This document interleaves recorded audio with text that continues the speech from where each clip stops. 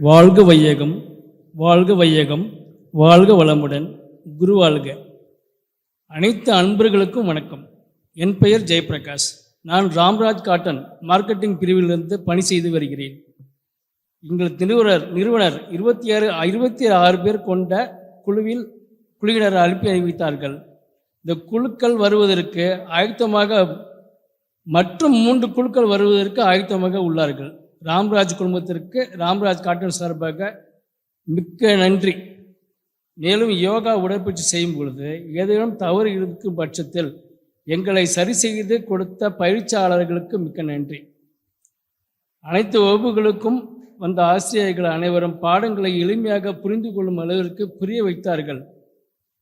ஆழியார் அறிவு திருக்கோயில் என்றால் உடற்பயிற்சி மிக சிரமமாக இருக்கும் என நினைத்து இருந்த எங்களுக்கு இங்கு வந்த பின்புதான் மிக சுலபமாக உள்ளது என்பதை விளக்கம் எளிமையாக உள்ளது என்று இயற்கை நிறைந்த சூழ்நிலையில் எங்கள் மனம் லேசாகிவிட்டது. புத்துணர்ச்சி பெற்றோம். ஆழியார் அறிவு திருக்கோயிலுக்கு வந்தால் மன வலிமையும் புத்துணர்ச்சியும் வீடு திரும்புகிறோம். புது வித்துணை வேலையில் கவனம் செலுத்துவோம் என்று உறுதி கூறுகிறேன். என்னில் நடந்த ஒன்று, நான் ஆக்கினை தவம் செய்யும் பொழுது முதுகு தண்டில் ஒரு தீபாவளிக்கு எல்லாம் யூஸ் பண்ணக்கூடிய சாட்டை, அதுலேருந்து நெருப்பு திரியோட முதுகுல என்னை ஏறுற மாதிரி ஒரு ஃபீல் அனுபவித்தேன். அப்புறம் மேலே துரியம் தவம் செய்யும் போது மேலேருந்து ஸ்டார் மாதிரி பளிச்சுன்னு ஒரு அடி அடிச்சுட்டு அது காணா போயிடுச்சு.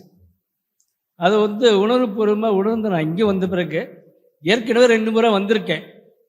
அப்போ வராதது இப்போ இந்த 5 நாள் வந்தப்போ 3வது நாளும் 4வது நாளும் கிடைச்சதில் ரொம்ப சந்தோஷப்படுறேன். வாழ்த்துக்கள் தேவைப்படுது எனக்கு.